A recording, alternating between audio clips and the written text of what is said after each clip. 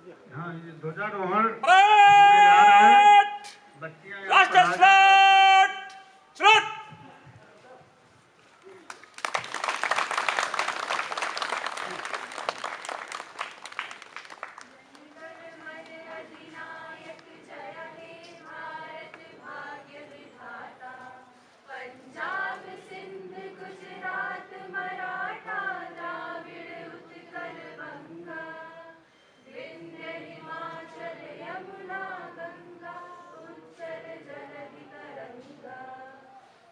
शुभ नामे जागे, तब शुभ आशीष मांगे, गाए सब जय गाथा।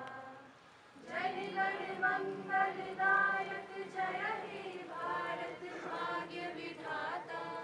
जय हे जय हे जय हे जय जय जय जय हे। भारत माता की जय।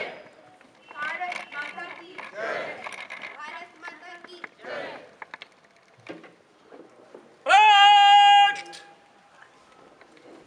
तीरा तरिचलेगा आइलैंड मार्च। चल।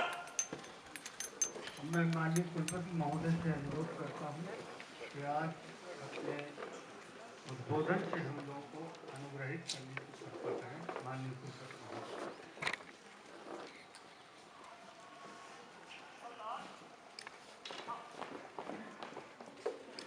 सम्मानीय शिक्षक, वैज्ञानिक, कर्मचारीगण या मेरे प्रिय छात्र छात्राओं, आज हम अपना 73वां लोकतांत्रिक मूल्यों का महापर्व गणतंत्र दिवस मना रहे हैं। हमें विश्व के सबसे बड़े लोकतांत्रिक देश का नागरिक होने का गर्व है। मैं अपने आप को गौरवान्वित महसूस कर रहा हूँ कि उन स्वतंत्रता सेनानियों में से एक अमर शहीद चंद्रशेखर आज़ाद हैं, जिनके नाम पर यह विश्वविद्यालय बना है। विश्वविद्यालय परिवार की ओर से मैं उन सभी योद्धाओं को नमन एवं श्रद्धांजलि अर्पित करता हूं, जिनकी वजह से हम इस दिन को मना रहे हैं। मेरा आप सभी को इस पावन गणतंत्र दिवस की शुभकामनाएं एवं बधाइयाँ। साथियों, आज से ठीक 3 दिन पहले 23 जनवरी को सुभाष चंद्र बोस की 150वीं जयंती मनाई गई। साथ साथ देश ने 23 जनवरी को पराक्रम दिवस के रूप में मनाए जाने का निर्णय लिया है। इसके साथ साथ अब गणतंत्र समारोह 23 जनवरी से 30 जनवरी तक मनाया जाएगा। मैं इस अवसर पर आप सभी लोगों का आह्वान करता हूं कि आप सभी आज से 30 जनवरी के बीच में कुछ ऐसे नेक कार्य जैसे सफाई अभियान, पौधरोपण का कार्य करें, जिससे इस दिवस को और यादगार कर सकें। साथियों, देश की कृषि शिक्षा, शोध, प्रसार आदि कृषि क्रियाकलापों के सतत विकास की गति एवं भावी योजनाओं के क्रियान्वयन के लिए इस समय देश में 103 शोध संस्थान, 63 राज्य कृषि विद्यालय, 700 कृषि विज्ञान केंद्र के माध्यमों से देश की कृषि व्यवस्था सुदृढ़ीकरण एवं प्रबंधन का कार्य किया जा रहा है।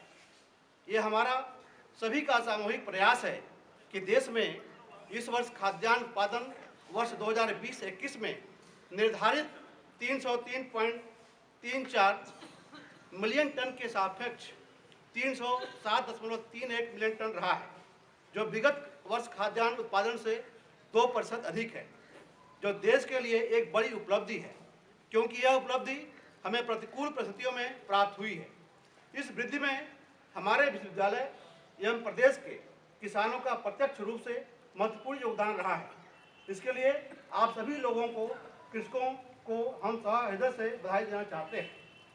वर्ष 2021 में विश्वविद्यालय द्वारा प्रजातियों के विकास के क्षेत्र में अति सराहनीय कार्य किया गया। इस वर्ष आज़ाद मूंग 1, अलसी की अपाड़ा, सरसों की आयात महक, तोरिया की आयात चेतना तथा जौ की आयात 33 प्रजातियों का CBRC द्वारा नोटिफिकेशन हुआ है। इसके साथ ही SBRC द्वारा अलसी शेखर 7, सरसों शेखर, गेहूं के 1616, के 1711 यानी तंबाकू की तंबाकू नाश प्रजातियों को चिन्हित किया गया है। गेहूं की प्रजाति के 1317 प्रदेश में ही नहीं अपितु देश के अन्य प्रांतों में क्लाइमेट स्मार्ट प्रजाति के रूप में अग्रतर ख्याति प्राप्त कर रही है। इन प्रजातियों को विकसित करने वाले वैज्ञानिकों एवं उनकी टीम को बहुत बहुत बधाइयाँ। विश्वविद्यालय के वैज्ञानिकों द्वारा 14 शस्य तकनीक विकसित की गई है जिससे प्रदेश के किसान लाभान्वित हो सकेंगे। फसलों की उत्पादकता में गुणवत्ता युक्त बीजों के प्रयोग का विशेष महत्व है। वर्तमान में मुख्य फसलों की उन्नतशील प्रजातियों के गुणवत्ता युक्त बीजों की कमी प्रदेश ही नहीं देश के समक्ष एक गंभीर समस्या है। विश्वविद्यालय द्वारा इस दिशा में विशेष प्रयास किए गए हैं। विगत वर्ष में विश्वविद्यालय ने विभिन्न फसलों के 1403 कुंतल जनक बीज, 2966 कुंतल आधारी गुणवत्ता युक्त बीज का उत्पादन कर प्रदेश के किसानों के अतिरिक्त अन्य प्रदेशों को किसानों को भी उपलब्ध कराया गया। साथियों, 26 जनवरी 1950 को देश ने अपना संविधान स्वीकार किया। संविधान स्वीकृत के बाद हम गणतंत्र देश बन गए। देश की भौगोलिक, सामाजिक एवं आर्थिक विषमताओं के ध्यान में रखते हुए हमारे संविधान निर्माताओं ने भविष्य में देश के सम्मुख आने वाली चुनौतियों का समाधान करने में सक्षम संविधान देश को दिया। संविधान को प्रस्तावना का प्रारंभ करते हुए हम भारत के लोग कहा, हम भारत के लोग अर्थात अब हम स्वतंत्र, संप्रभुता संपन्न गणतंत्र हैं। अब हम किसी विदेशी सत्ता के अधीन नहीं हैं। हमारा संविधान भी किसी विदेशी सत्ता द्वारा निर्देशित या निर्मित नहीं है। यह संविधान हमारे प्रतिनिधियों द्वारा अर्थात हमने ही बनाया है। इसका अर्थ है हमारे द्वारा, हमारे लिए, जिसको हम स्वीकार अथवा आत्मसमर्पित करते हैं। हम भारत के लोग देश के स्वतंत्र होते समय लगभग 40 करोड़, जो अब बढ़कर करीब 138 करोड़ हो गए हैं। अब हम ही अपने भाग्य के निर्माता हैं। प्राचीन समय से अपने देश में एक कहावत प्रचलित है कि यथा राजा तथा प्रजा। स्वतंत्रता से पूर्व हमारे देश में राजतंत्र था। राज परिवार से राजा चुना जाता था। राजा की नीतियों का अनुसरण प्रजा के करने के कारण यथा राजा तथा प्रजा की यह कहावत प्रतीत हुई होगी। स्वतंत्रता के बाद हमने लोकतंत्र स्वीकृत किया, जिसके परिणाम स्वरूप जनता के वोट से जनप्रतिनिधि चुने जाने लगे। जब हम भारत के लोग संविधान करते हैं तब देश की 138 करोड़ जनसंख्या से इसका संदर्भ जुड़ता है।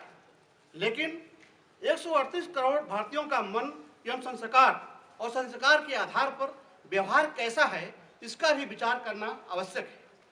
हिमालय से सागर, गुजरात से मणिपुर अर्थात उत्तर से दक्षिण, पूर्व से पश्चिम विशाल 38.87 लाख वर्ग किलोमीटर विस्तृत भूभाग वाला भारत देश है। भौगोलिक, जलवायु, मौसम आदि के आधार पर अनेक प्रकार की विविधता के दर्शन यहाँ पर होते हैं।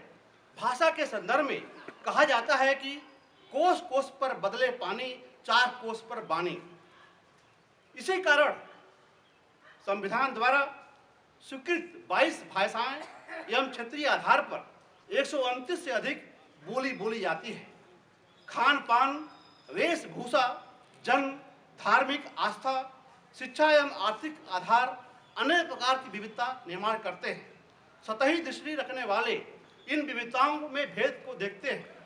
गुलामी के लंबे अंतराल में हम स्वतंत्रता के लिए संघर्षरत रहे। इसी कारण गतिशील समाज में अपनी समाज रचना के संदर्भ में बार बार विचार करने की जो आवश्यकता रहती है वह हम नहीं कर सके। जो समाज व्यवस्था काल बाह्य हो गई थी उसका अपना विचार भी नहीं हुआ। इस कारण अस्पृश्यता, वर्ण भेद आदि ने हमारे समाज को जंजीर के समान जकड़ लिया। लक्ष्य से भड़काव अथवा लक्ष्य विहीन समाज होने के कारण हमारी स्वार्थी वृत्ति ने भी अनेक दोष हमारे अंदर उत्पन्न किए। महिलाओं के प्रति दृष्टि अथवा अनेक कुरीतियों का जन्म इसी स्वार्थी मानसिकता का परिणाम है। भारत के पास योग्य भूमि, जल एवं वन संपदा तथा प्रचुर श्रम शक्ति उपलब्ध है। इन तीनों गुणों के आधार पर हम विश्व की महाशक्ति हो सकते हैं। जो वैश्विक ताकतें भारत को बढ़ती ताकत के रूप में देखना नहीं चाहती, वह भी भारत को कमजोर करने के लिए भारतीय समाज में विभेदों को बढ़ाने का सुनियोजित प्रयास कर रही हैं। एकात्मकता को खंडित करने में कुछ मात्रा में इन लोगों ने भी सफलता प्राप्त की। अतः हमें विविधता में एकता को आत्मसात करना होगा। प्रसिद्ध समाजवादी नेता डॉक्टर राम मनोहर लोहिया ने इस आधार पर कहा था कि इस देश को जोड़ने वाले तत्व राम, कृष्ण, शिव हैं। हमको इसे एकात्मकता के दर्शन करने होंगे। जय पराजय में प्रकट होने वाली प्रतिक्रिया एवं परिणामों को हम सभी ने समान रूप से भोगा है। विश्व में अपने भारत देश को अग्रणी देश बनाना यह लक्ष्य हम सभी 138 करोड़ भारतीयों को एक दिशा में चलने के लिए प्रेरित करेगा। हमारे संविधान निर्माताओं ने जब हमको हम भारत के लोग कहकर संबोधित किया, तब उसका संबंध केवल आबादी तक सीमित नहीं होगा। इनकी दृष्टि में एकात्म, समरस, समान लक्ष्य वाला समाज रहा होगा, जिसमें किसी भी प्रकार की विषमता नहीं होगी। समान अवसर एवं सभी को न्याय होगा, जिसका अपना संकल्प लक्ष्य होगा। गरीबी भगाकर आर्थिक समृद्धि लाकर एक मन वाला, एक रस समाज, जिसमें भारत के प्रति भक्ति, संस्कृति एवं महापुरुषों के प्रति गौरव एवं समान लक्ष्य वाला एक समाज बनाना ही हमारा लक्ष्य होना चाहिए। इस वर्ष देश आज़ादी का अमृत महोत्सव मना रहा है। गणतंत्र दिवस की शुभ बेला पर इस विविधता में एकता के दर्शन करते हुए हम अपने संविधान निर्माताओं की आकांक्षा एवं अपने महापुरुषों की इच्छा को पूर्ण करने का संकल्प लें। तभी हम भारत के लोग कहलाने के सच्चे अधिकारी होंगे। कृषि शिक्षा के परास्नातक अन्य पाठ्यक्रमों में नवीनतम विषय वस्तु, उद्योगों एवं रोजगार परक पाठ्यक्रमों के समायोजन हेतु ICR विषय में कमेटी द्वारा संस्तुत सभी विषयों के पाठ्यक्रम को इस वर्ष से त्वरित रूप से लागू कर दिया गया है। हमें विश्वास है कि इसके क्रियान्वयन से कृषि शिक्षा के क्षेत्र में आशातीत गुणवत्ता एवं सुधार आएगा। विश्वविद्यालय में शिक्षकों एवं कार्मिकों की समयबद्ध प्रोन्नति दिशा में विशेष प्रयास किए जा रहे हैं। विश्वविद्यालय में शिक्षण, शोध एवं प्रसार के क्षेत्र में गुणात्मक सुधार हेतु विशेष प्रयास किए गए हैं। परिसर के साफ सफाई, प्राकृतिक सौंदर्यीकरण एवं निष्क्रिय स्थानों को क्रियाशील कर सदुपयोग में लाने की दिशा में विशेष प्रयास किए जा रहे हैं। पर्यावरण जागरूकता हेतु पर्यावरण युवा संसद कार्यक्रम का आयोजन कर विद्यार्थियों एवं संकाय सदस्यों का जागरूक किया गया। छात्र छात्राओं ने पर्यावरण चेतना हेतु परिचर्चाएं आयोजित की गई। साथियों, 21वीं सदी की जलवायु परिवर्तन के रूप में देखा जा रहा है। पिछले कई दिनों से आप लोगों ने देखा होगा कि जो तापमान में गिरावट आ रही है, असामयिक बारिश से इससे किसानों के खेतों पर इसका विपरीत प्रभाव पड़ा है। अभी हाल ही में आप फर्रुखाबाद, कन्नौज के आसपास के जिले में जो आलू के में लेट ब्लाइट का जो प्रकोप हुआ, उसके ऊपर विश्वविद्यालय ने त्वरित कार्रवाई करते हुए हमने एक कमेटी गठित की। साथ साथ कुछ लोग बाहर से भी वैज्ञानिक आए थे। हमने एक टीम का गठन करके उसका पूरा अध्ययन कराया गया। अध्ययन उपरांत हम लोगों ने किसानों के लिए लगातार 2 से 3 दिन पेपर के माध्यम से, मीडिया के माध्यम से किसानों के लिए एक एडवाइजरी जारी की, जिससे इसका प्रकोप कम से कम हो सके और किसानों को आर्थिक क्षति नुकसान होने पाए। मैं इसके लिए उन सभी वैज्ञानिक टीम को ही बधाई देना चाहूँगा। इन सभी बातों से हमें सीख लेना चाहिए कि अपने तकनीक को कैसे हम सुदृढ़ कर सकें। जैसा कि बताया गया कि 21वीं सदी हमारे लिए एक बहुत क्लाइमेट चेंज की दिशा में देखा जा रहा है। हमें अपनी तकनीक को, अपने वैराइटीज़ को समय के अनुकूल किसानों के संपर्क में रहते हुए, किसानों के फील्ड में विजिट करते हुए, उनके समस्याओं को देखते हुए हमें अपने तकनीक को विकास करना है, ताकि जो समय में ये असमय परिवर्तन हो रहा है, इस चुनौती को हम अच्छा से सामना कर सकें। विश्वविद्यालय की तकनीक एवं शोध को प्रभावी प्रसार के माध्यम से गांव खेत तक पहुंचाने हेतु ऐसे बहुत से अभिनवी पहल प्रारंभ किए गए, जो छात्रों व किसानों के लिए बहुत उपयोगी और विद्यालय की पहुंच का प्रभाव जन जन गांव-गांव तक पहुंच जाने की पहल साबित हुई है, जो प्रदेश में प्रथम पहल रही है। मुझे खुशी है कि मुझे इन सभी अभिनवी पहल में शामिल रहने का सौभाग्य मिला, जैसे कृषि तकनीक प्रसार पखवाड़ा, किसान उत्पादक संगठन, मॉड्यूल या मार्गदर्शिका के साथ साथ वेबिनार का आयोजन करना, विश्वविद्यालय का दर्पण एटिक को प्रभावी बनाने एवं एक ही जगह तकनीक निवेश मिलने की पहल, मॉडल गांव की परिकल्पना, कृषि विज्ञान केंद्रों में डिफरेंट यूनिट्स की स्थापना करना, कृषि शिक्षा को व्यवहारिक बनाने हेतु रावे कृषि छात्रों हेतु 5 दिवसीय PRA मॉड्यूल का निर्माण करना, प्राकृतिक खेती की परिचर्चा एवं मूल्यांकन का कार्य, जनपद में कृषि विज्ञान केंद्रों की प्रभावी बनाना, महिला सशक्तिकरण पोषण सुरक्षा हेतु गांव-गांव एवं शहरों में किचन गार्डन की मुहिम।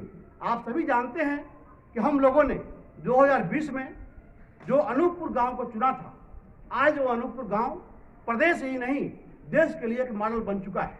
हम सभी ये भी जानते हैं कि जो माल न्यूट्रिशन की समस्या है पूरे देश में, उसको कैसे प्रभावी ढंग से हम सभी किसी वैज्ञानिक मिल करके उसमें काम करें।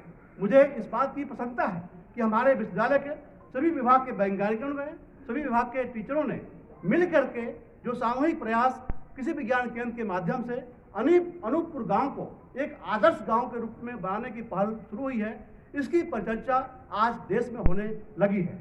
मैं समझता हूं कि ऐसे तमाम उदाहरण हम प्रस्तुत कर सकते हैं। हमें हर वर्ष एक गांव एडॉप्ट करें, उस गांव में हमारी जितनी भी तकनीक है, जितनी भी वैरायटीज है, एक सामूहिक प्रयास से उस गांव की दशा और दिशा हम दोनों बदल सकते हैं, तभी हम आत्मनिर्भर भारत में अपना योगदान दे पाएंगे।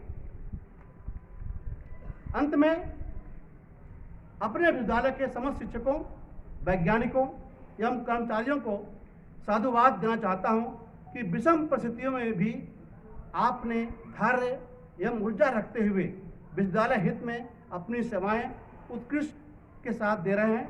मैं विश्वविद्यालय में व्याप्त आर्थिक संकट के शीघ्र निदान हेतु अपने प्रयास में और गति लाने का संकल्प लेता हूं। जय हिंद, जय भारत।